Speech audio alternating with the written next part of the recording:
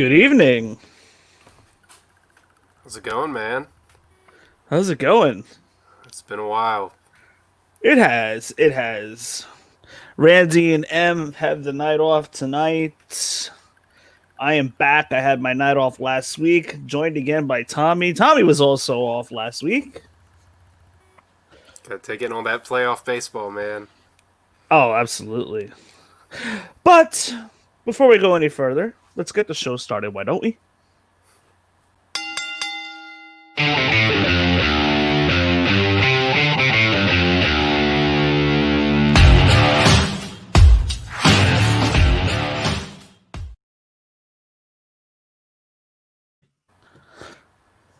So, we got a pretty good, interesting week of wrestling. Very interesting. A lot going on. It's been a very busy month in wrestling with the G1. Yeah, now we had Takeover this past weekend, and you know more AEW. Coming up, Full Gears coming up the beginning of next month. Yeah, it's been a crazy month, and tomorrow will definitely make it even more crazier. Hopefully, WWE comes out with some firepower for their draft. And Monday Night Raw, we had Monday Night Raw. So we're gonna cover it all. We're gonna do everything all in one this week. Just to be transparent to those guys, to you guys that are listening and watching. Me personally, I'm trying to find my footing in all this. I'm very, very new. I am green at doing podcasts, and the guys who tell you I personally haven't been the best as far as I'm like a WWE booker booking week to week, or more like day to day actually, Yeah, when I should be booking more sooner in advance. But we're in a busy stretch. My work schedule has been very crazy, but we're doing the best that we can to get everything in. We've neglected NXT UK, but we'll get to that eventually. But we try to get a little bit of everything in as we possibly can, trying to figure out which is better to do everything all in one on a Thursday, do two separate shows. But we're figuring that all out, and we want to thank you fans for hanging in there. And I personally know a couple people that depend on the show, at least one show every week now, which is pretty cool because I used to be that guy and kind of still am that guy for podcasts like Living the Gimmick, which is awesome.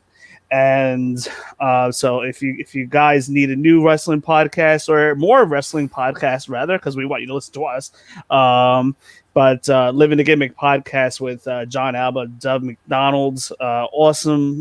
They're very supportive. They got a lot going on now. And a lot of content. But us, we're trying to find our footing here, and we hope that you guys are enjoying it. Tommy's been on every week, and Randy and M every single week doing the AEW stuff. Jay Diaz doing the all the background stuff as far as the audio goes. I handle the YouTube and everything. And then we got Jamie on. Jamie's come on and she's hopped on. She'll be coming on some more shows. So, yeah, comparing us to week one, we've definitely grown a lot. We personally have a lot of, I have a lot of growing to do in this whole experience. But shout out to the rest of the Deep Six Pro Wrestling Podcast team.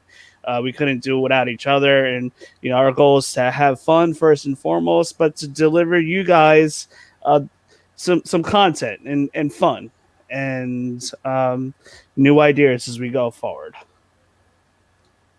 yeah, for sure. I've 100% enjoyed being a part of the podcast, and being able to just talk about wrestling is something that I do in my normal daily life. So being able to hop on here and talk with you and Wayne, or not just Wayne, you and M and Randy, and being able to just share ideas back and forth is awesome. So I appreciate it, and the only way we can go from here is up. So looking forward to seeing the future of this podcast. Yeah, absolutely. Well, enough of the love fest. We're gonna move on.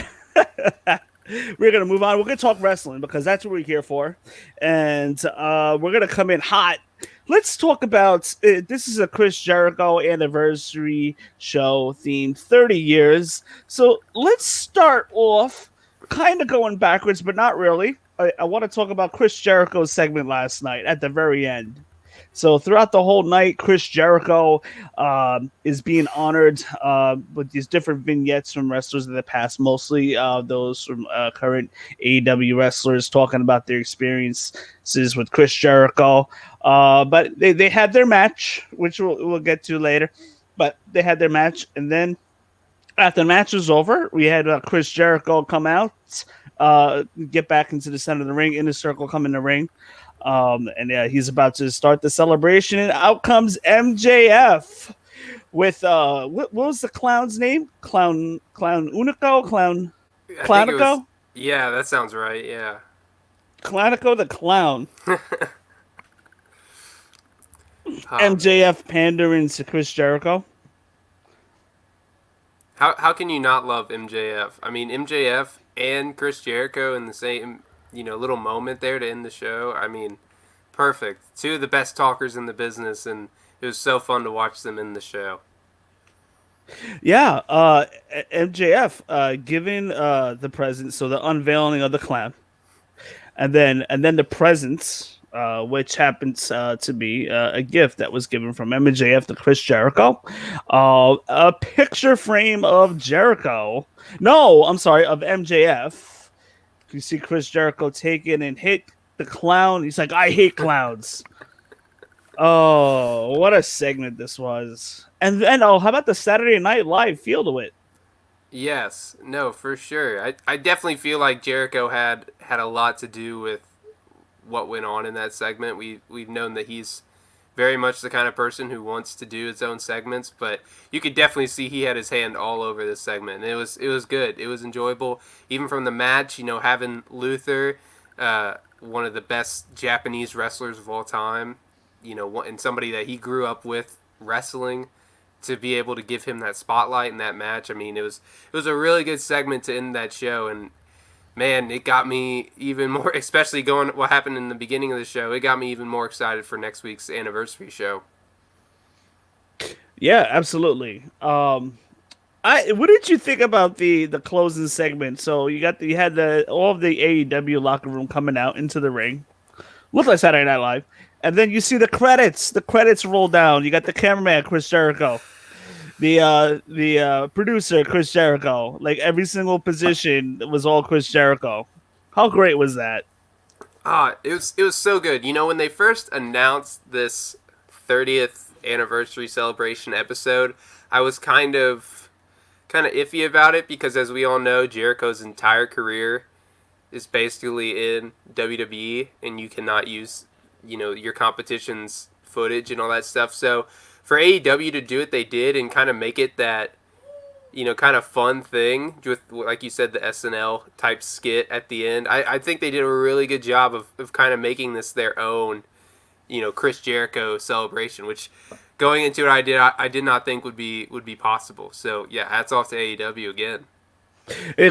Chris Jericho is probably one of the greatest ever to one, he reinvents himself. Two, he knows how to get a bat over. He knows how to get a clipboard over. He knows how to get the word "it" over. This is amazing. Like this guy could sell me on anything. The bubbly. No, a little bit of the bubbly, man. Yeah, He he's is so truly good. one of the best. Oh yeah, for sure. And it's incredible that he's been able to keep that up for 30 years of his career. I mean, I remember watching him the first time I ever got into wrestling, 2002. That's right after he won the Undisputed Championship, and he's still going. I mean, you just don't see longevity in a career like that. No, my first experience with him was right around 95, 96 when he debuted on Nitro because Yeah. Nitro had a good couple episodes before Jericho even came on. Um, but yeah, and he was around even like 6 years, 5, 6 years before that. Yeah, So his stuff with ECW and all even that. when you hopped in, you kind of saw pretty much the majority of his career. Yeah. Um, and yeah, it's been amazing how he's evolved and reinvented himself a number of times. It's great. Yeah, for sure. And to be able to balance, being in a rock band, being in Fozzy and writing his own books and all that stuff, and just coming back, he's able to take time away at the right time and then come back and come out with a whole new character. I mean, I remember, I think it was 2012 when he came out, and didn't say anything and just like kept looking at the camera and shaking it and smiling, and everybody was like, when is this man going to say a word? And then he gets into one of the best feuds of the year with CM Punk. Like, that's just, you don't get a person who can build a character that quickly and do it that well unless if it's somebody special. So Jericho, he definitely deserved this 30th anniversary celebration. Oh, absolutely. Jericho and Hager. We may as well close off the Jericho talk with the match that they had: Serpentico and Luther versus Jericho and Hager. Jericho and Hager with the win. Jericho lands the Judas effect following the distraction from the inner circle, of course. Jericho, and then we got into that part where Jericho starts addressing the crowd and so forth. But a pretty good tag match. Jericho and Hager now 4-0 together. We'll see where that goes. We'll see how Santana and Ortiz come into play eventually. And can't forget with MJF how he fits into all this. So where are they going with that? I really don't know. If I had to make a bold prediction, I could probably say Inner Circle may turn on Jericho eventually and join MJF, maybe, or maybe MJF just joins them. Yeah, But I that would be interesting. I think more leaning towards the him joining the inner circle because it gives him something to do. Not yeah, saying that MJF hasn't had anything to do, but it gives him a good veteran to rub off of. We saw how good he worked with Cody in the Nightmare Family, and then turning on him, and that built a good program. So hopefully we'll see. If he does align himself with Jericho, they build for a while, and that's a slow burn, and that's one of Jericho's really good matches. I mean, like I said when you introduced it, these are two of the best talkers in the business, and I mean you can't ask for a better segment. So give me as much Jericho and MJF as I can handle because I love it. oh, it's been awesome. FTW, the world title. Taz, it's a title that Taz created. They made sure to give it a little bit more background and tell the story behind that. Taz goes on to say it's a renegade title. It's not an official title, not recognized by any organization. And JR goes on to say, yeah, this is the first time in 21 years it's being defended. Finally, oh my gosh. So that was a little bit of a rib towards Taz from JR. Good commentary work there. I caught that. But yeah, we get Brian Cage defending his FTW for the win, or whatever FTW stands What's the for, other whatever you want it to FTW stand stand for? for. But we got the Fun the FTW. world. Yeah. Oh man, FTW title being defended by Brian Cage against Will Hobbs. Will Hobbs is getting a little bit of a push, I notice. He kind of came in as a jobber like 6 weeks ago. Yeah, So yeah. I looked at his record and it said I think it was like 4-5 coming into this match, and they said he'd won his last 4 fights. So I was like, well, I guess that's good that he can turn it around that quickly. those must have been on dark. But yeah, moving on. Brian Cage with the win, along with some extracurricular things going on. We see Taz give Hobbs two options: either you join Team Taz, or say no and then get your butt kicked by both Ricky Starks and Brian Cage, who were already in the ring. And then out comes Darby Allin with the skateboard. I think I'm fully. I can foresee a tag team match between those two: Darby Allin, Will Hobbs versus Brian Cage and Starks. What do you think? Yeah, I think it might have been Shivani who mentioned the fact that Hobbs never really gave Taz an answer. Darby just kind of came out and made the save before Hobbs could give an answer. So I agree with you. I think we could see that match next week on the anniversary show. They really want to try and build up this show because I think a lot of fans are really looking forward to it. But this is a great time to be a wrestling fan. I mean, there's so much going on, but this is something that I'm extremely excited about. But honestly, I think we could see Will Hobbs join Taz. I think that's kind of the reason that he's getting this big push. You know, he's getting in matches. I was so glad to see the FTW Championship defended. We talked about it on this show. Why introduce the title if it's not going to be defended? Especially the way that, you know, it's kind of given to him because of Moxley missing the match at, I think it was Fighter Fest, you know, one of the nights. So, you know, it's good to see it defended. Hopefully it gets to be defended again. But man, this was a good match between two dudes who were just slapping the hell out of each other. I mean, this is two big guys just giving it to each other for a good 15 minutes. So I really enjoyed it. But I do look forward to Will Hobbs turning on Darby Allin, whether that's, you know, next week or whenever they end up doing the tag team match. But yeah, there's definitely Could going to be a happen. tag team match between these four. Yeah, it very, very well could happen.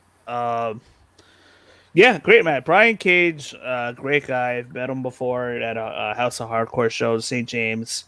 Had a opportunity to talk with him for a couple moments, but yeah, looking at it as a viewer, Brian Cage very agile, moves around great in the ring, and yeah, hard hitting. These guys had a pretty good match. No complaints here.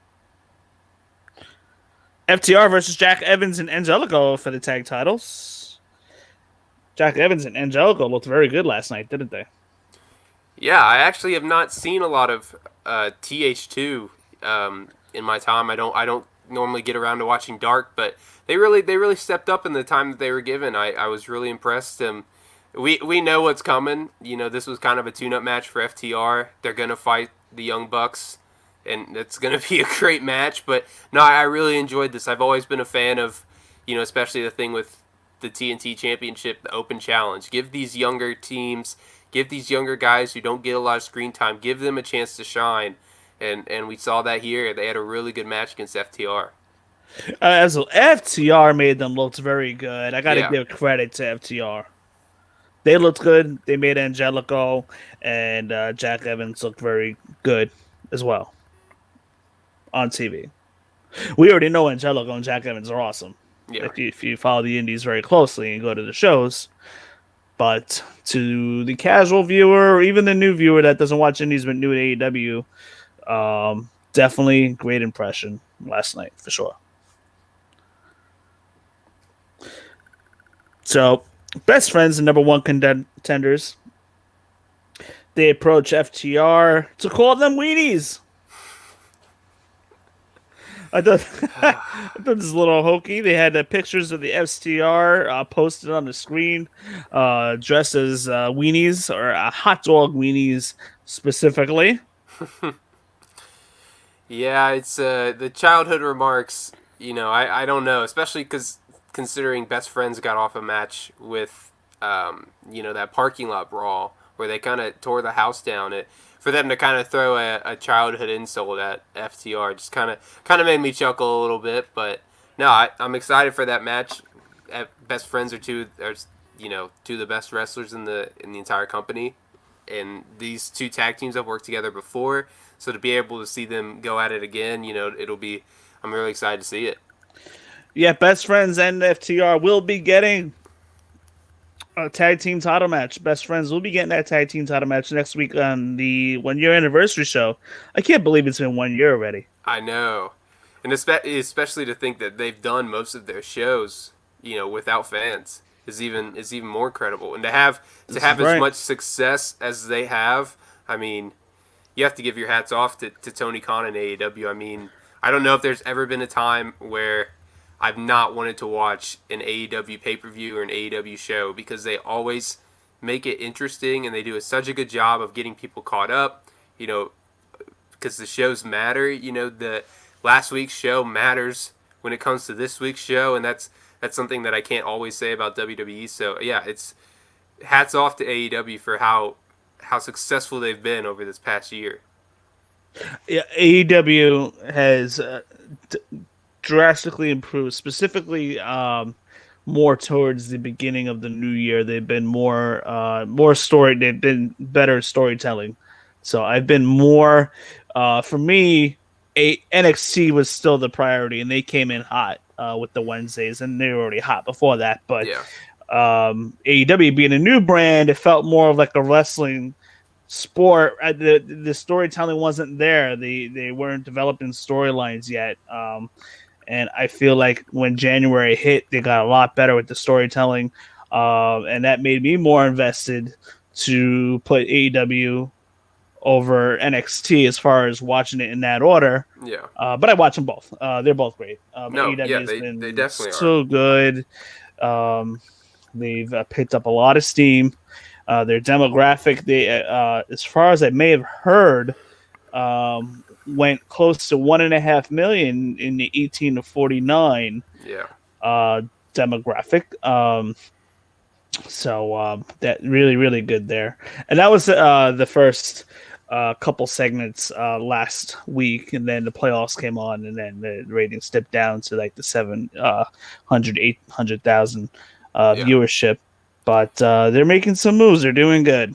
Yeah. And again, I think one of the things, going back to it, I think when you're looking at it from a wrestling standpoint and from just a wrestling fan standpoint, when COVID happened and no fans and all that, we were all kind of worried, to see what both WWE and AEW would do with not having fans there. And I think they both have done excellent. They have. I think every pay per view that has happened from both brands, for both companies, I guess, since the pandemic, there's been one or two matches that you're like, man, that was really some really good stuff, whether from a storytelling aspect or from a pure wrestling standpoint. So it's hats off to both. But I definitely think I agree with you. I definitely think that AEW has done a lot better, without fans. I think they kind of allowed their people. WWE kind of had this brand, where they know, okay, some of these stars can talk, with or without fans. And a lot of the guys that AEW was trying to introduce, we didn't know if they could talk, do passionate promos with no fans. So for them to be able to get that opportunity and build their characters with no fans to where, okay, when fans get back, whenever that happens, people are going to pop like crazy because they've done such a good job of letting them be true to their characters. So, yeah, I mean, both companies have been great, but AEW has done a phenomenal job in their first year. Oh, absolutely. The one thing I would work on with what I think they should work on is bring their pay per view downtime from 4 hours to 3 hours, Yeah, yeah, maybe 2.5 to 3 hours. yeah. So WWF is WWE, sorry, WWE is knocking it out of the park these past couple pay per views. 2.5 hours, 2 hours and 45 minutes. It's not long and dragged out. 5-6 matches on the pay per views. They've been really doing very well. Yeah, I With think the pay per views. yeah, no, I definitely Sometimes agree. less is more. Exactly, and I think we're kind of seeing that in an opposite view. The fact that AEW isn't doing a pay per view every month, or Yeah. pay per view every 2 weeks. So in that aspect, they have to kind of put as Get much, it in. put as much matches on the card so they can tell as many stories as they can. But I definitely agree. I think it's nice to not have to look. Not that I don't enjoy WWE's pay per views because I do, but especially when you're running a pay per view like SummerSlam and then you do Payback a week later. When you're having so many pay per views, it can bog you down. So having one every 3 months or one every 4 months like AEW does, it allows for the stories to build and feel more personal and feel just more real. And that's what we want as wrestling fans is real stories, to be able to take us away from everything. So I agree with you. I think that WWE has knocked it out of the park here with their recent pay-per-views, keeping them to where they're an enjoyable length, but also, they get a lot done. But no, you can't say enough about how, especially looking at other competitors and what they've tried to do to counteract what WWE has done. In their first year, AEW has blown me away with everything that they've done. For the first year, they're Yeah. killing it. Killing it. Speaking of TNT Championship, Cody versus Brody in a dog collar match. a revenge match, so to speak. And what do they say? Red equals green, right? Yes. We saw a lot of red last night. What a bloody mess that was. Yeah, it was. Both of them chained together. I mean, there's a reason they don't do this match that often. Last they kind of heightened the fact that Greg Valentine was there in the crowd. That's one of the most famous matches in this gimmick is Greg Valentine versus Roddy Piper back in I think '83. But man, I mean, when your high spot is a table spot, they did the winged angel through the table, and it takes place through a commercial. I mean, that's how you know you're putting on a really good match. I mean, that match was absolutely insane. I don't know if I agree with the winner, but I think I'll have to see what happens on the anniversary show with his challenger. But yeah, it was a very very good match, and they built to it perfectly. Yeah, so we see Cody take the shot at John Silver to start the match, causing him to bleed. So within the first 30 seconds of the match, it was blood. They're all attached to they're both attached to the chain. So Cody used his part of the chain to deck John Silver as Cody was going for Brody Lee, but instead he got John Silver, knocking him out for a few minutes. The visual of Cody wrapping the chain around Brody Lee's head and mouth, followed by the crossroads to get the win, was something else, wasn't it? Yeah, no, I mean this match was hard hitting as you can think, and one of the things that we've talked about on the show is AEW seems to kind of buy into the all right, we're not going to be become ECW and be thumbtacks and all that stuff every single week, but their matches are hard hitting and brutal sometimes, and this match was surely that. I mean, like you said, red equals green for wrestling, and man, both of them bled like crazy in this match, and I mean even Arn Anderson got involved, so it was a really really enjoyable match. So Cody is once again our TNT champion, and it remains to be seen what's going to happen next week as Cody. Oh, let's talk about that. Cody cut the promo, and he says he's not even going to go heel. It was pretty interesting there. He was talking about his diet here, and then he's like, the fans want me to turn. That's not going to happen. I care for you guys, yada, yada, yada. Then he talks about his next opponent, how he's going to defend his title in the anniversary show. And out comes Emeritos. M's, he made it quite clear. M's favorite guy, and I mean that sarcastically. Orange Cassidy guy, answers the challenge. You know what? I would just love to have seen the reaction on the face of M and Randy when they saw Orange Cassidy come out to answer the challenge of Cody. See, it's bad because they both know that I love Orange Cassidy and that I definitely popped when I saw him come out. But oh man, I don't know about the fact of having Orange Cassidy being the first challenger, and we can get into that more. But yeah, we'll see. I mean, next week's show is going to be good either way, but I don't know if he's the right choice to challenge Cody. I like Orange Cassidy. Don't get me wrong. I love his gimmick. But if you can compare it to 6 months ago, AEW always left us wanting more because we would see, if we were lucky, we would see Orange wrestle once a month, and maybe every other week. And when he came out, he'd be with best friends, not talking. And he'll do his things with the hands in the pocket. And but now we fast forward to now 6 months, and I kind of see M's point to an extent how Orange Cassidy has been overexposed. Too much orange. Yeah. Too much orange. So they need to scale it back a little bit. Yeah, and that's in my opinion. But I no, still think he's great to watch. He's always entertaining. yeah, I agree with you. I think His character is great. For him to even get over a character like that is beyond impressive. Um, but the big thing is Orange Cassidy just lost to Brody Lee in a TNT Championship match. I want to say not 2 weeks ago, and now he gets the first chance, to fight Cody.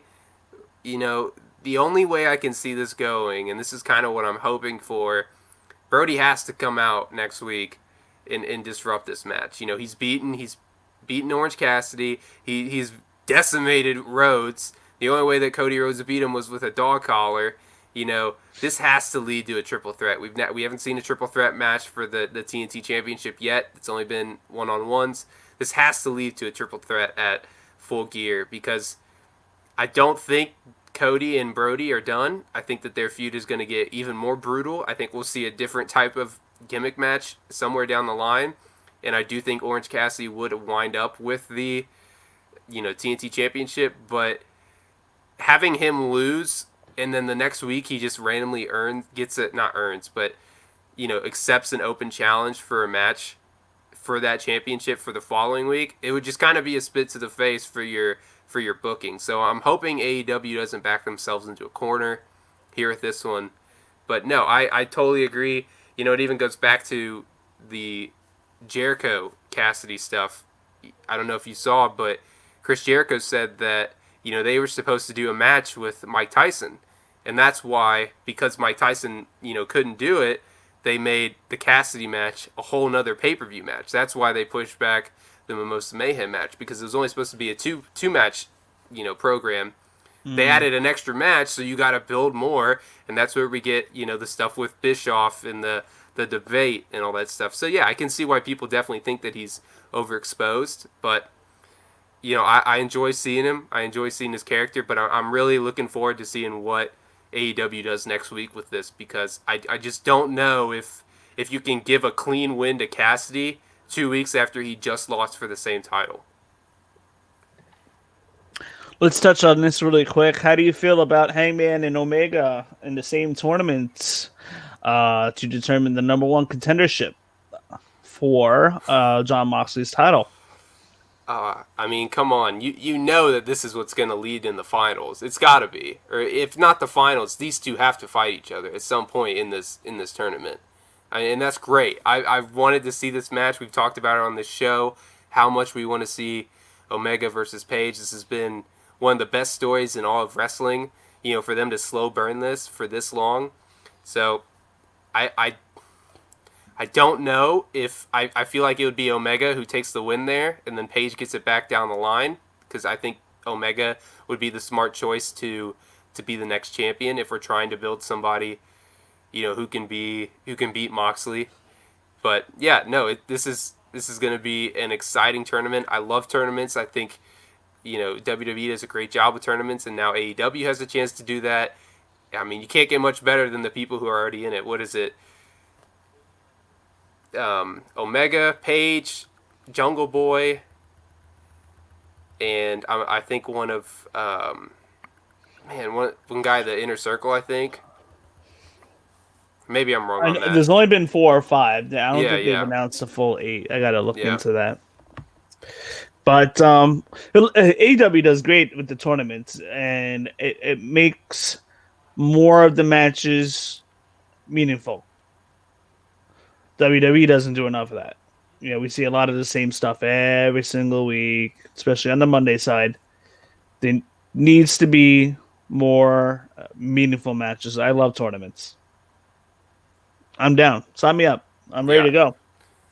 And I think this is perfect, because next week we've talked, again, I've said this a lot, but we've talked about it on the show. Lance Archer, as well as they booked him here recently, I don't think he's the guy who's going to beat Moxley on the anniversary show next week. So you need a new challenger, and to have a guy like Omega and even Page be in that tournament and with their story, it has to lead to a match, and it has to be in the finals. I don't see how this can't be for the final match, to where they're going for the chance to face Moxley, and the winner will hopefully usurp Moxley as the new champion. Absolutely. Especially, I want to see how this bracket's laid out. Yeah, If they have four on one side, four on another, or four on top, four on the bottom.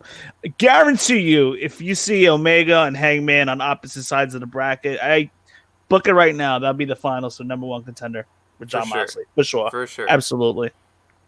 To add more fuel to the fire that's going on over there. But even if it isn't, if they're in the same little 4-person pod, I mean, what a great match. I mean, we know these two are going to put on a great match. So for that to be not the final match, and you kind of get because I feel like that's what everybody's expecting. I mean, me and you are both expecting it. Yeah. So to have somebody else be in that final match with one of those two, because if that match isn't the last one of those two is going to the finals, and I will put every dollar I've ever earned on that Omega or Page will be in the final match against to face Moxley. So it this tournament has me really excited. Yeah, I'm excited about it. And, this tournament's used not only to build up the number one contender for John Moxley, but to further progress Omega and Hangman. So this should be exciting for sure. The women's match, before we move on to the WWE stuff, we had Serena Deeb versus Swole. Swole looked a little bit more aggressive here. She looked very good in the ring. Serena Deeb was great, wasn't she? Yeah, she's always been great. It's so good to see her on AEW. And I'm looking forward to seeing more of her. I didn't get to see a lot of her before she made her debut, but man, she in her matches that she's been on AEW, she's knocked it out of the park. Oh, absolutely. I feel like Serena Deeb is going to be that female superstar that's going to help boost these other female wrestlers for sure. up. Definitely. I can see it. She's going to be like I would say, maybe like the Natty Neidhart. I think she'll be like the Natty Neidhart of the division. Do you think she'll ever get a run with a title? Because Natty has won one. Natty won some back. I want to say 2009. I can't remember if she's won any since the 2016 brand split. But I don't think Serena Deeb gets the title. I don't think she gets a run. I mean, they could. They're very high on Sheeta, and then we got to see what happens with Thunder Rosa. Maybe she becomes All Elite Wrestling down the line.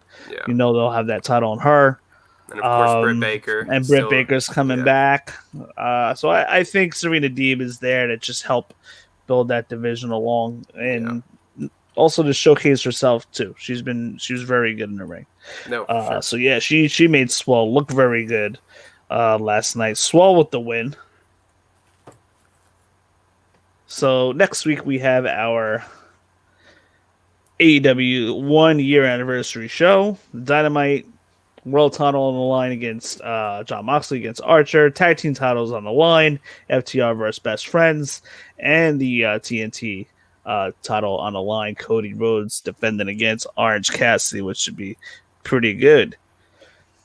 NXT Takeover. It really was a good weekend. Good week of wrestling now that you sit there and think about it. And it's not even done yet. That's awesome.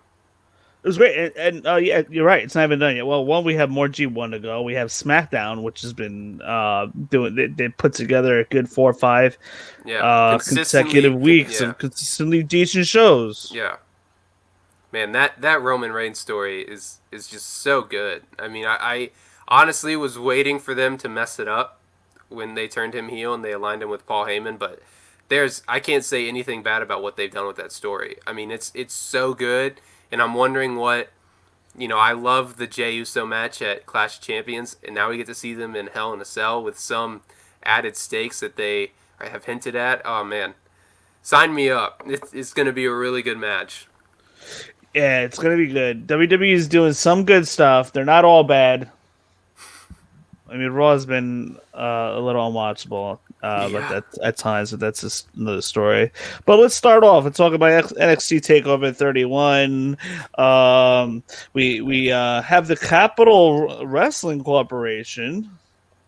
See their little arena set up. I like how they opened up with the old school look to the show, and then the lights start coming up, and you see that there's the ring is surrounded by cage now.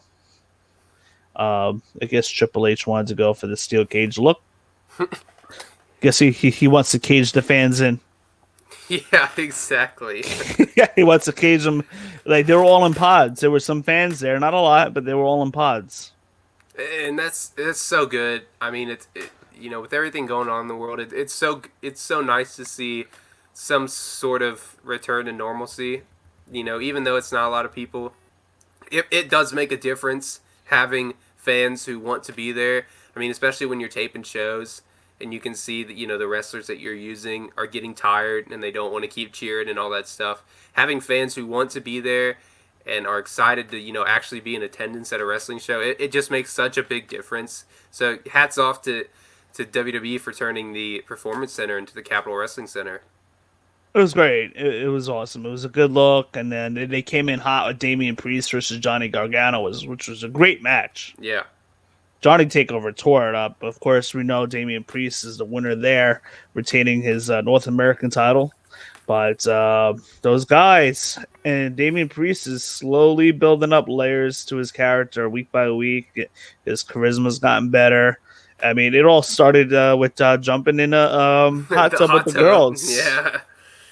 Getting Triple H's, kind of sign of approval, I guess, there with the picture and everything. Yeah, no, I've heard the stories that they're really high on Damian Priest, and give him a match against Johnny Takeover, who we know is arguably the best wrestler in NXT history. I mean, it was a really good match to start off the show, and what was a really good pay-per-view for NXT. Yeah, absolutely. And the Velveteen Dream versus Kushida, they killed it. Kushida with the big win with the Kimura armbar, rather. And we see that Kushida snaps and attacks the Dream afterwards with some more arm bars. What's going on with Kushida here? Is he turning heel?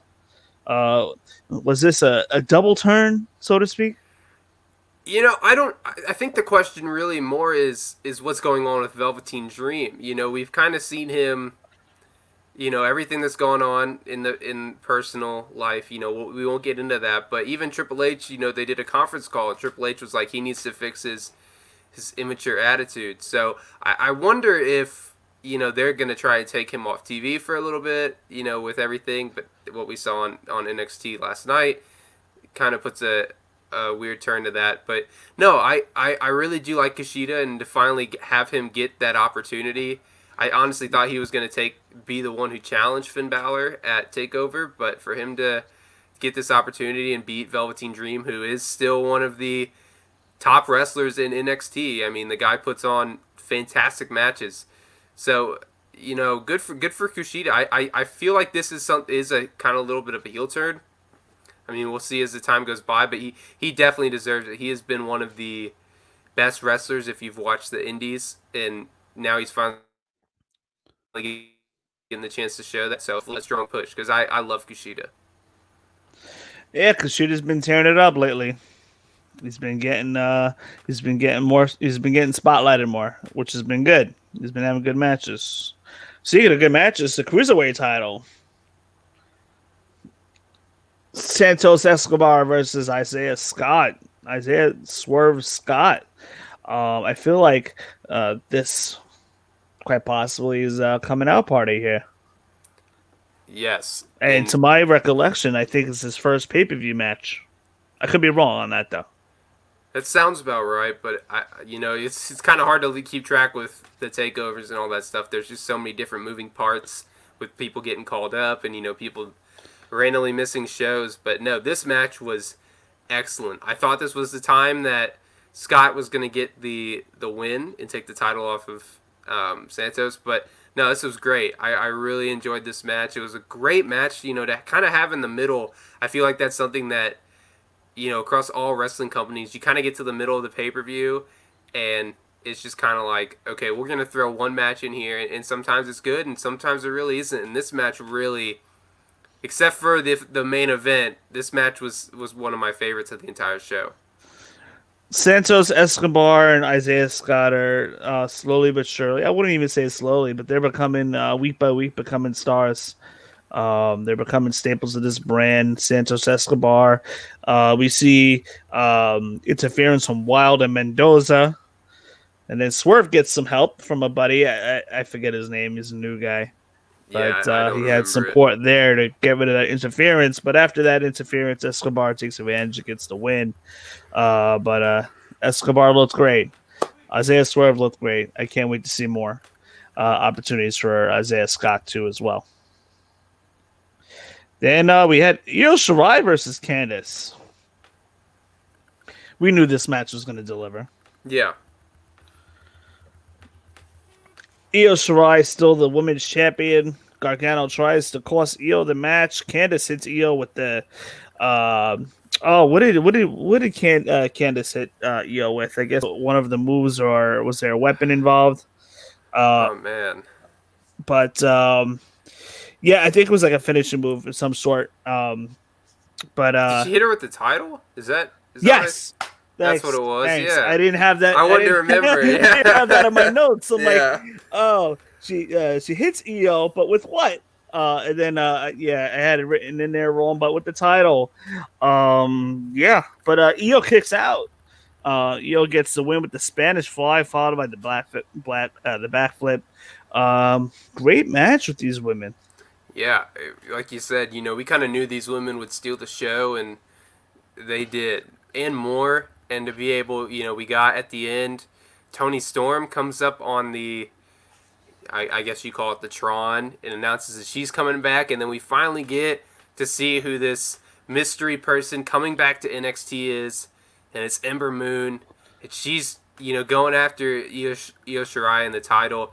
Man, I mean the women's division in NXT is really picking up. Stacked. Yes, they have. Stacked. I read something that they don't even have room, that they're talking about taking Mercedes Martinez out of Retribution to continue her feud with Rhea Ripley. And man, I'll tell you what, that's the best word for you to say is stacked. I mean, their women's roster on the NXT side is incredibly It's the best stacked. women's division in all of wrestling right now. For sure, definitely. If you want to watch women, you watch NXT. If you want to watch tag teams, you watch AEW. You want to watch the Tribal Chief, you watch SmackDown. Oh man! So yes, we get Ember Moon. She's coming back. She was out for, I would say, upwards towards a year because of that injury. Yeah. And then we got the main event. Before we go on and talk about Raw, Finn Balor defeating Kyle O'Reilly with the coup de grace from the top rope. So we know Finn Balor has a broken jaw. Great match between the two of them. Kyle O'Reilly looks awesome. I want to see more singles matches out of him. Yes. He looked like he belonged in the main event scene in that main event match. And he's had prior experience as I believe he was a former Ring of Honor champion. Yes. Yeah, we had a great match. I have to go back and see where the injury took place, but we see Finn Balor's mouth bloodied up at the end. Yeah, both guys were bleeding, from the mouth throughout the match. Yeah, can you? Yeah, except the difference is one was selling and the other one was real. One was really real. Are you able to shed some light on the latest update on Finn Balor? Do you know anything about what's going on there? I don't know anything, but I know that I remember he was on NXT last night. Yeah, a facial fracture is what they said. The broken jaw and a facial fracture. I'll make a comment on the match because I don't really have an update on Finn Balor. Okay. If you want to watch a random technical wrestling match that's gonna blow your mind, this was it. This match was, from a technical wrestling standpoint, fantastic. I mean, these two, we talked about Will Hobbs and Brian Cage, kind of beating the crap out of each other. These two let it loose, and I mean, it was hard hitting in such a good match. You talked about Kyle O'Reilly. It's so nice to see him finally get this chance, and to earn it. I don't know if there's ever a time where I thought that he'd actually win the match, but man, we need to see more singles matches from him, especially with the added ending of Rich Holland throwing, kind of dumping Adam Cole over the railing, and the rest of the Undisputed Era is wondering how this happened and all that stuff. So I'm hoping this leads to a split and that we get to see more of Kyle O'Reilly because he is so good. Yeah, it was just seeing Roger Strong and Bobby Fischer. Like, what happened? Yeah, Acting dumb? Like, not, like they didn't know yeah. what was going on. But we see Rich Holland carry Adam Cole to the ring. Adam Cole got beaten up. Rich Holland apparently brought him in from the back, dumped him over. But now there's more reports said from last night's NXT, which I still haven't watched. It's been crazy to catch up with every show and watch New Japan, which runs a 2 to 3 hour show every day. So I didn't see yesterday's NXT, but I know Rich Holland has a serious injury, fractured ankle, and a torn tendon of some sort. It Rich looks bad. Holland it was on the verge of getting spotlighted a lot more in the program. Adam Cole, and now Rich Holland is going to be out for quite some time. My guess would be close to 6 to 9 months. Yeah, I don't know if you remember this. I don't remember the exact pay per view, but it was when Sid Vicious was in WCW. He came off the top rope and his leg kind of snapped.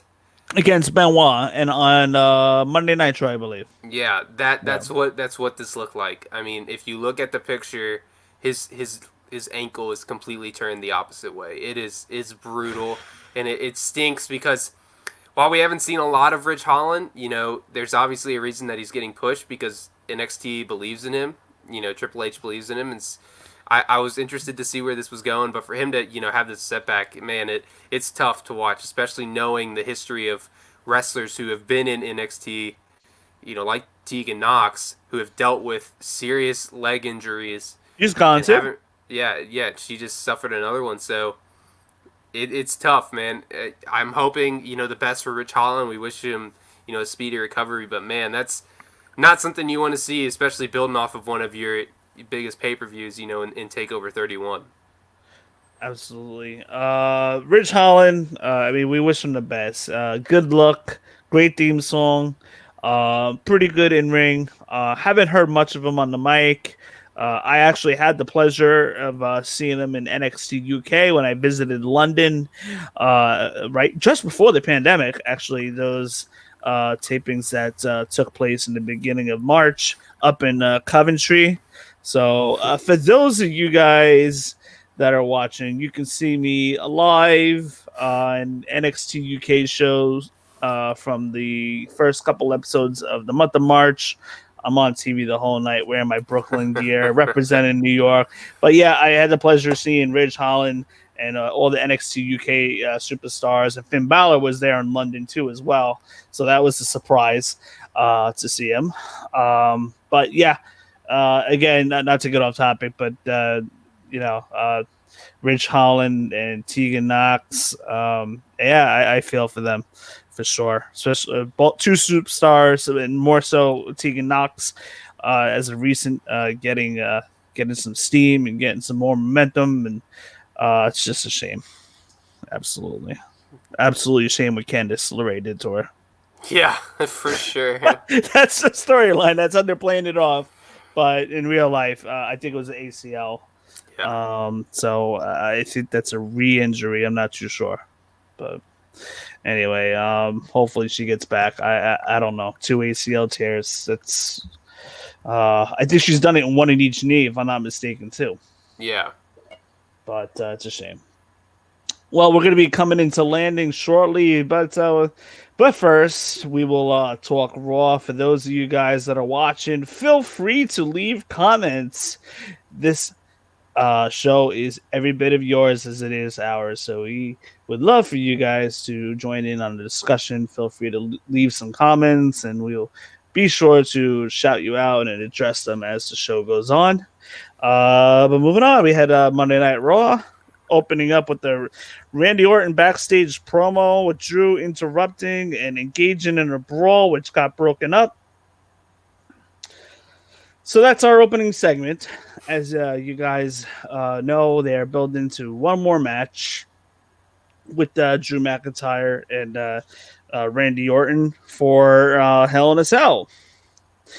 And moving on, we see in the main event Orton, Rude, and Ziggler versus Drew and the Street Profits. Great match. We see Drew deliver a couple claymores to Rude and Ziggler. And right after that, Drew kicks up like he usually does and eats an RKO from Randy Orton. Randy Orton gets the win. It's part of that 6-tag match. So what do you think of the Drew McIntyre Randy Orton program here? We have the Hell in a Cell match. WWE title on the line at Hell in a Cell. Is this where Randy Orton finally wins his title? Because I could have sworn the ambulance match was perfectly set up for that. I mean, who does he lose it to? You know, if he doesn't, I mean, it just doesn't make sense for me. You know, I think they kind of backed themselves in the corner. I even thought he'd win it at SummerSlam. You know, we saw Drew win with the backslide pin. I don't know. I don't know the answer to that one because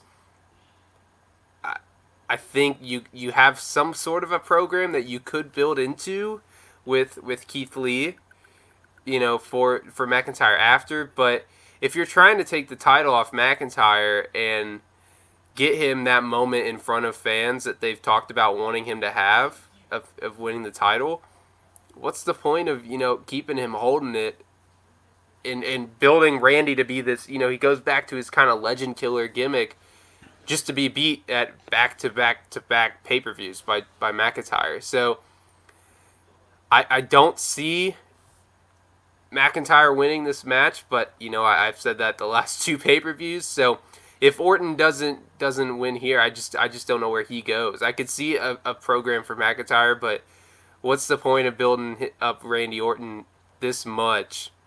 You know, even since, you know, WrestleMania with his feud with Edge.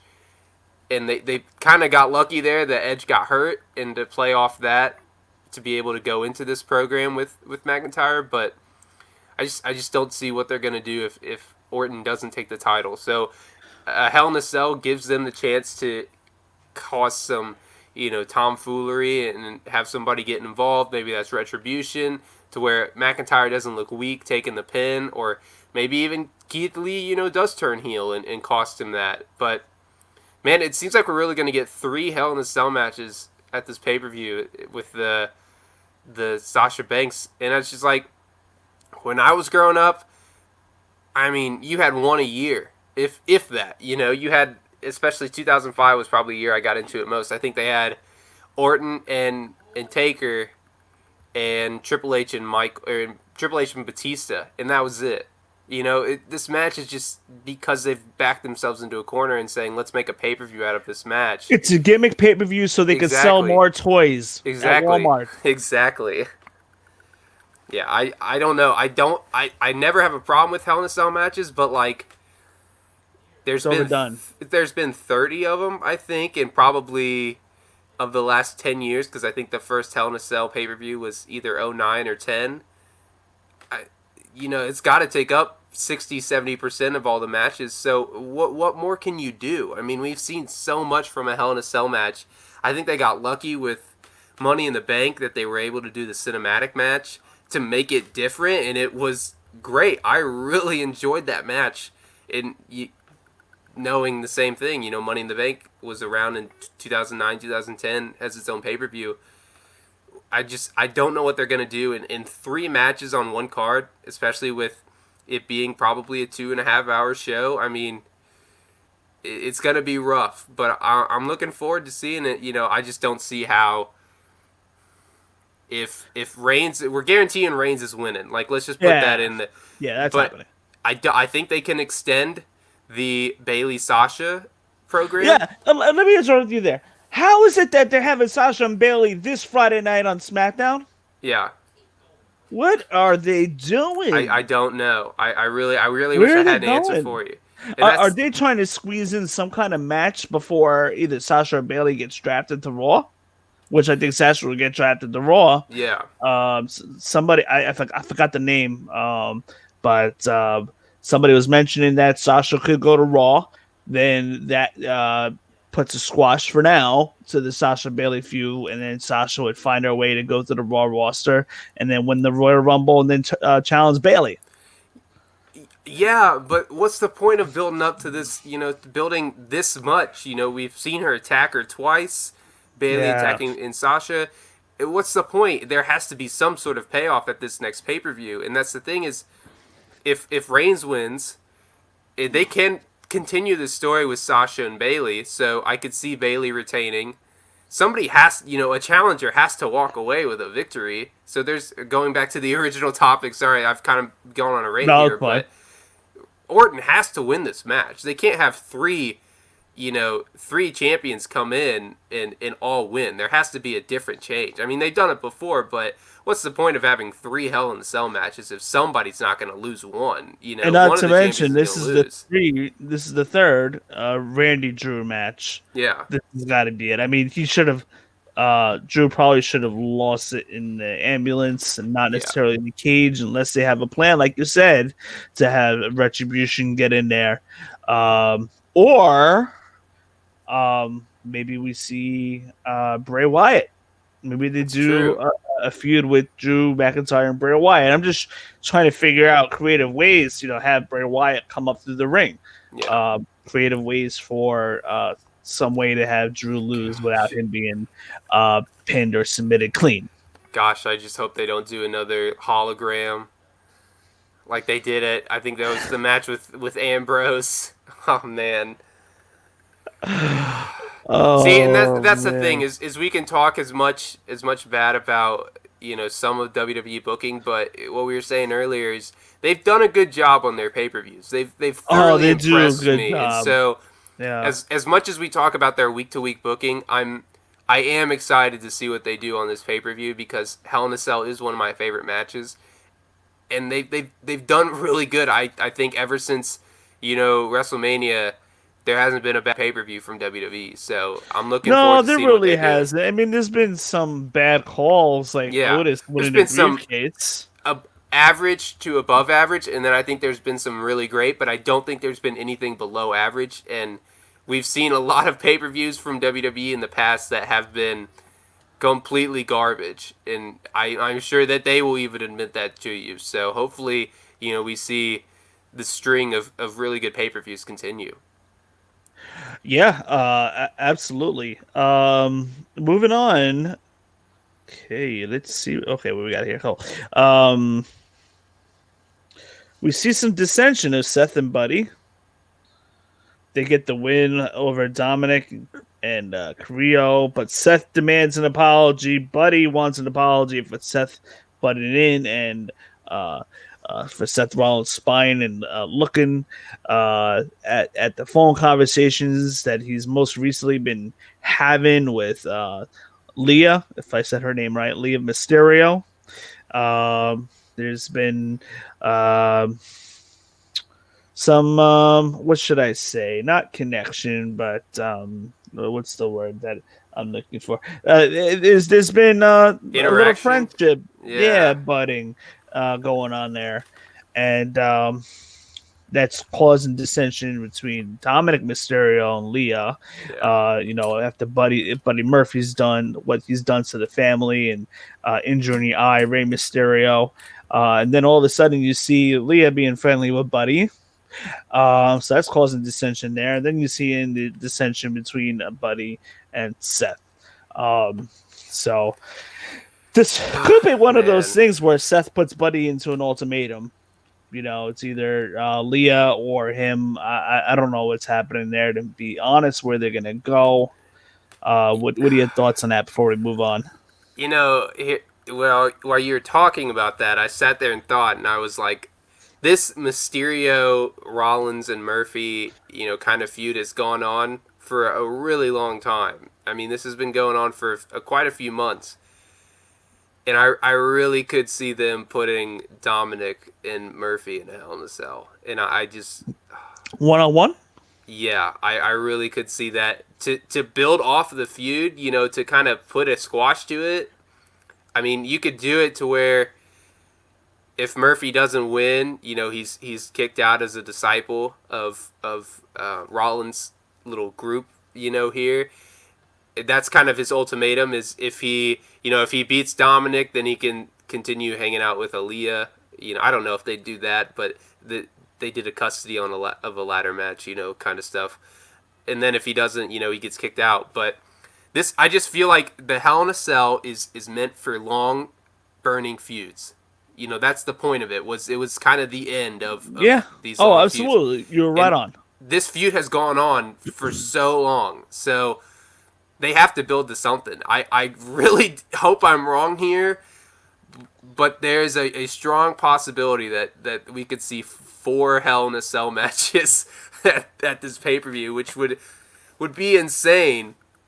But I mean, never put insane and Vince McMahon are right next to each other in the dictionary, so I wouldn't be surprised if that actually happens. But no, I think this is I don't know what to think of this story. The whole involvement of Aaliyah is just interesting to me, especially considering what happened 15 years ago with Dominic. Yeah, we had the Dominic on a pole match at SummerSlam. Yeah, it's so. I mean, we'll see what they do, but it may not be in a Hell in a Cell, but I don't see a scenario where Dominic and Murphy are not fighting on Hell in a Cell, which would be a great match. I mean, if you look back at Murphy's matches, with I think he had one at Super Showdown in Australia with Cedric Alexander. Hell of a match. I mean, hell of a match. And Dominic's done pretty well for himself for the matches that he's been in, and Absolutely. that's a really good dance partner to have in Buddy Murphy, and they have a chance to steal the show. But man, when you were saying that, I was like, man, they really could put this in a Hell in a Cell, and I'm hoping they don't, because 3 Hell in a Cell matches is already enough, but a 4th one, oh Yeah. man, that would be tough. But you can't tell me I'm wrong. That's definitely something that could happen. You're not wrong. It's possible. It's very possible. Yeah. Aleister Black attacks KO after the KO show. KO was headed backstage when Black attacks KO from behind. The KO's got a couple things going on here, especially revolving around the segments of the KO show. Well, first off, KO was challenging. I think he was challenging, but he was interacting with Bray Wyatt. Wyatt with the Funhouse after that, and then as some of you may or may not know, the Friday before, Kevin Owens was interviewing Alexa Bliss in the ring, and Kevin Owens got attacked from behind by the Fiend, Bray Wyatt. So that led to Monday with KO challenging, wanted to get his hands on Bray Wyatt. If that Bray Wyatt didn't come out, that Kevin was going to get him. So that's where we got to that point where Kevin Owens is headed to the back to find Bray Wyatt when Aleister Black attacks KO from behind. So we're basically seeing Kevin Owens in 2 feuds right now. Yeah, I've wondered what they wanted to do with Bray Wyatt. I like the fact that you're kind of seeing a little bit of Alexa Bliss finally acting weird. Showing that everybody, we've seen it. Everybody who interacts with Wyatt has kind of been different. And even when, I forget how many weeks ago it was, Roman Reigns walked out after she decimated. Man, who is her tag team partner? Her name's passing me right now. Nikki Cross. She decimates Nikki Cross, and she just sits there and stares at him. I mean, just stares at him and kind of hints at the fact that Bray Wyatt's coming. He's coming after his title. I love that. That is perfect storytelling right there.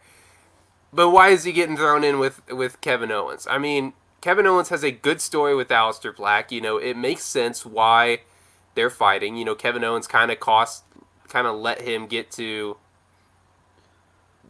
attacked by Seth, and Kevin and Aleister Black is getting his revenge, and it's perfect. I love Aleister Black. These two should be on the card. Aleister Black and Kevin Owens. Don't put Bray Wyatt in there. He doesn't need to be. Let him take a time off. Let him get involved in the main event, like you said. But I don't know how you cannot have these two. I mean, when you look at what could be on this card, and it'll start to take place here, there's some really good feuds going on with a lot of people who can steal the show. And man, I just really hope they don't mess it up here. So yeah, I definitely think it should be Alistair and Kevin Owens as the main focal feud between, him and Bray Wyatt. If I'm not mistaken, I believe it's Kevin Owens and Bray Wyatt this Friday night on SmackDown. Yes, yeah, I think so. And we'll touch on SmackDown momentarily. But now this is the part that doesn't make sense. We have an exhibition match. All right, between Keith Lee and Braun Strowman. What? Like this is the same thing as a wrestling match. I don't know, and it's just the It's fact the same that thing. It's why couldn't they just have it as a regular one-on-one match, an exhibition match? They're still in the ring, same rules apply. They're beating on each other. yeah. What? So Tom Phillips says that this match won't count. What?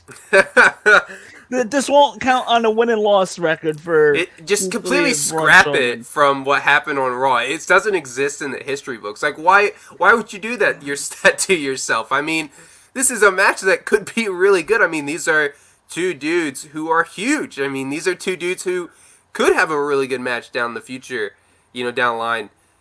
Why just say, oh, it's not a match that doesn't count? It doesn't matter. It's basically saying, we got to the show. We had two guys who we want to be on the card. We don't know what to do with them. We don't want to make them look bad, so we're just going to put them together and the match isn't going to count. That just doesn't make any sense to me.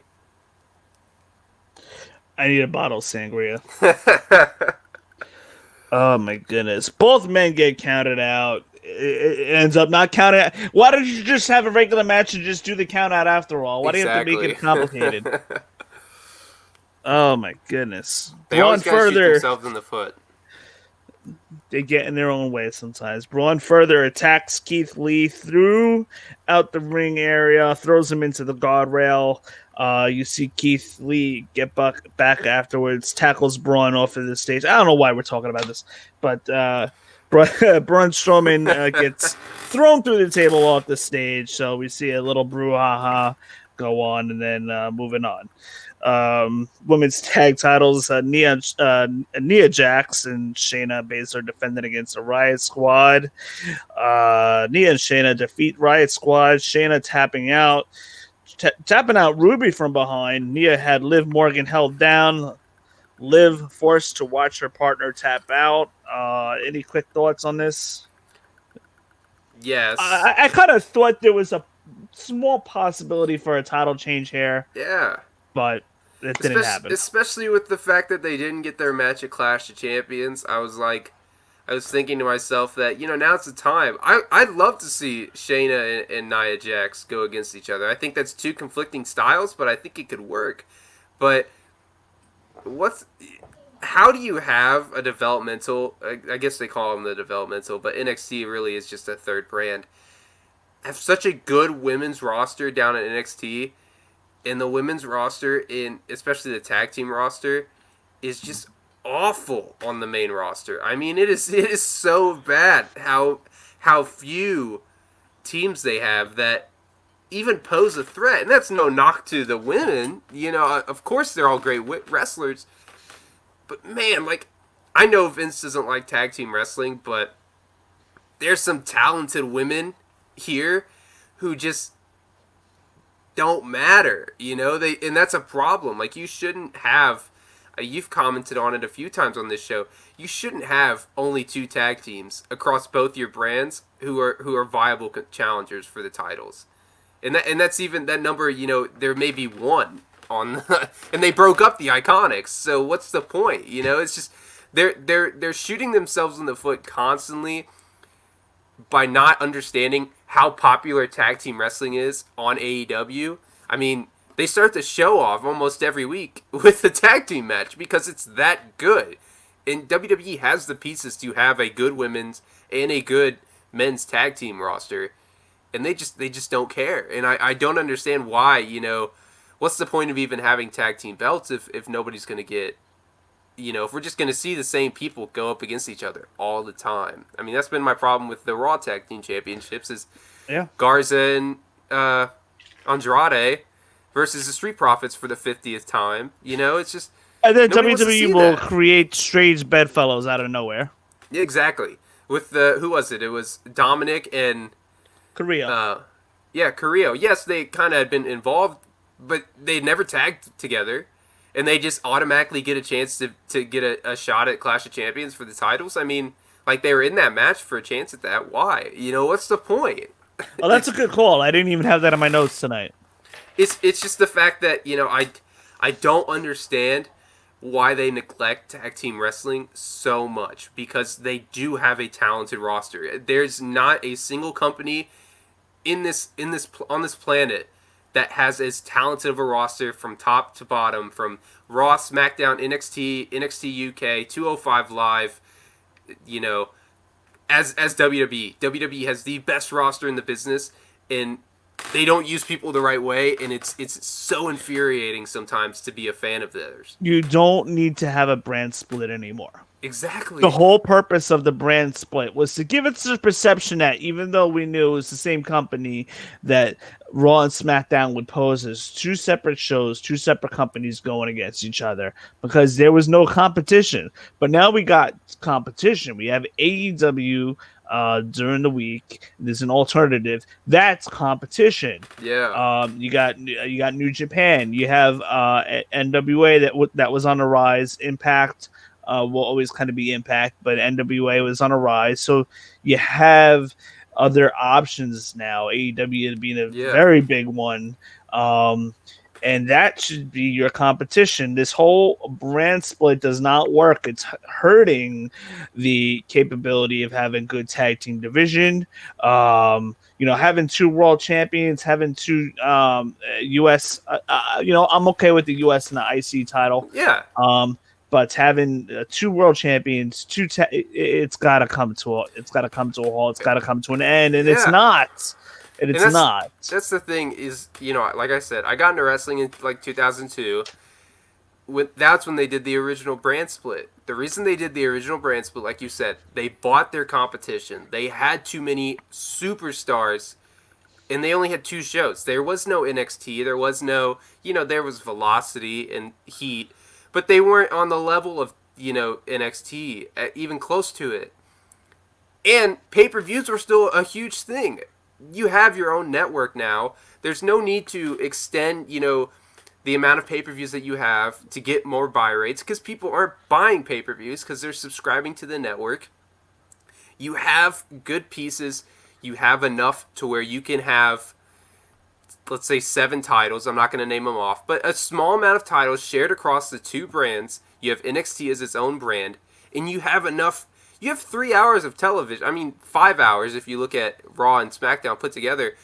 That's 5 hours of fresh matchups that they're just not giving us. And I don't understand why. There's an overload of talent. There's an overload of championships. There's just too much going on, and it makes me mad looking at the fact that, man, they really have put on some pretty good stuff in this COVID era.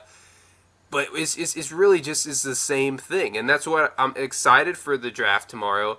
But I'm also looking at it in the fact that I look every time they do a draft, it's exciting for a few weeks and then it's the same stuff over and over again. And so I'm just like, I'm hoping deep down that they finally catch themselves and are just like, all right, we're going to really hit the reset button here and just do what our competitor is doing, but do it better than them. Because WWE should be better than AEW because they have the talent. They have the talent to do so, absolutely. Exactly. And that's not a knock to AEW.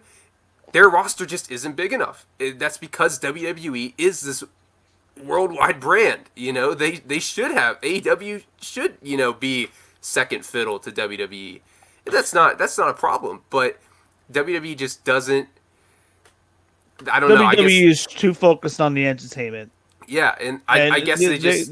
You can always shift the balance more towards better wrestling, better matches than the entertainment, and there needs to be more of a balance there, and there isn't. And the entertainment has not been good. Yeah, it's crazy. Sometimes like early in the year, it was pretty good on Raw, bad on SmackDown. It was bad, but the dog now food stuff. oh my god! Don't even get me started. I got to pull up that episode where I flipped out. But yeah, no, that was bad. But now it's flipped again. Yeah, and that's SmackDown's been the better show. I wonder why. Is it because we have Daniel Bryan and Edge riding SmackDown? It could be. yeah. I'm not sure. Or is Paul Heyman? I know Paul Heyman's responsible for the Roman Reigns stuff that's going on. And that's the thing is Yeah. it's so hard to look at how good of a story. I mean, look at how many people have been just like with Cena. They just wanted to see Reigns turn heel. Just the thought of it was like finally like stop shoving this guy down our throat. Let him be his normal self. Turn him face or turn him heel, but just let him be himself. And he's finally allowed to be himself and turn heel. And it's been the best thing on the show since it happened. And that nobody in the entire company, and nobody can argue with that. And then you have something where we're doing a rehash of a ladder match, custody of a child in a ladder match from 15 years ago. That's basically what they're doing, and it's so frustrating to look at the fact that we have one storyline on Raw that is this garbage like that one, and then you have the Roman Reigns story on SmackDown that is incredible. The personal storytelling that they're doing with that one is just so well done. And then we have the one on Raw. So as a WWE fan, it's just please just get it together. Like I'm really hoping that the draft tomorrow is the start of something new. That was my long rant. I apologize. No, that was a great rant. I mean, I'm expecting some movement with the draft. I'm expecting Sasha to move, possibly KO going to Raw. I'm interested to see if the champions switch shows, which would be pretty interesting. Yeah, the Fiend could go to Raw. Possibly if they keep Kevin Owens there. I don't know. It's wide open right now. It's a lot to take in. It's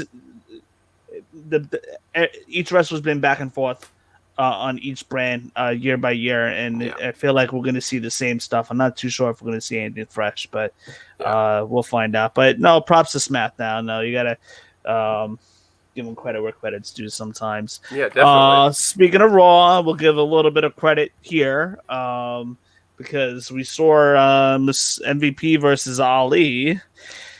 Mustafa Ali. I'm seeing a little potential here. Not necessarily potential for retribution per se, but I'm seeing a little something in Mustafa Ali. He looked great, by the way, in this match against MVP. But the Hurt Business comes into the ring during their match to gang up on Ali. Retribution comes out, and it looks like Ali is going to join the Hurt Business when all of a sudden Ali leaves the ring after siding with the Hurt Business and approaches T-Bar and Mace. I could just tell your face when you were saying it. You just weren't excited. Why am I talking about this?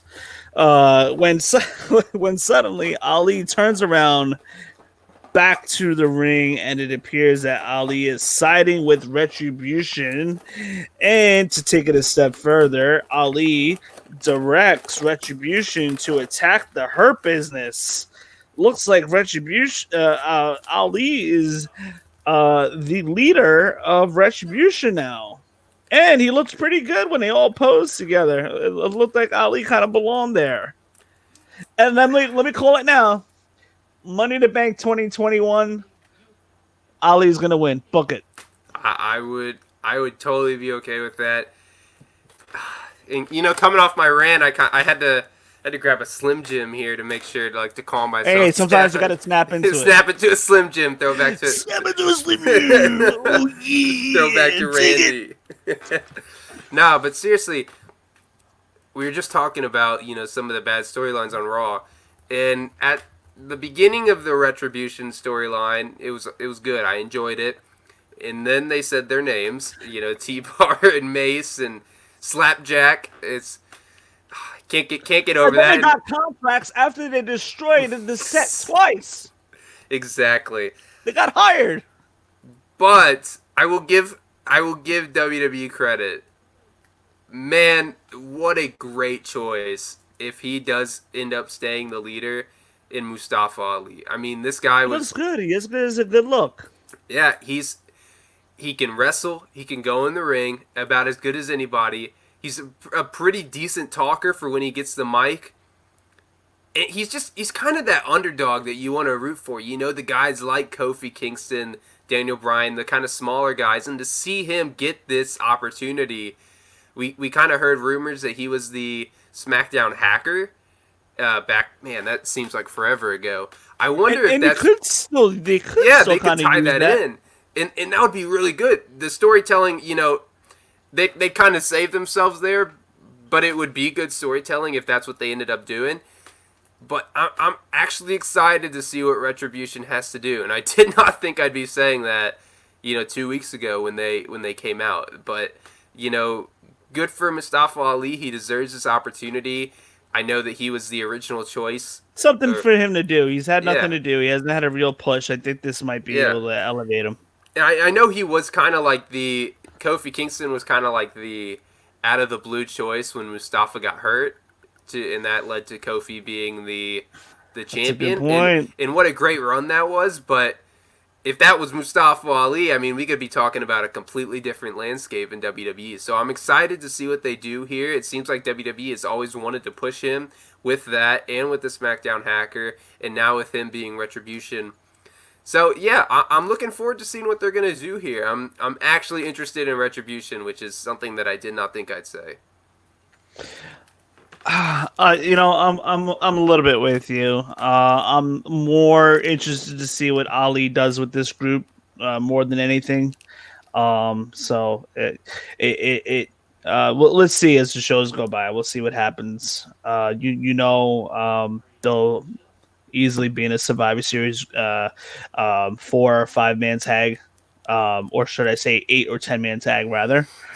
So that's happening somewhere there, probably against a Hurt Business. I would say. Um, Pulling That'd out be right fun. now. Yeah. Pulling out right now. That's absolutely happening.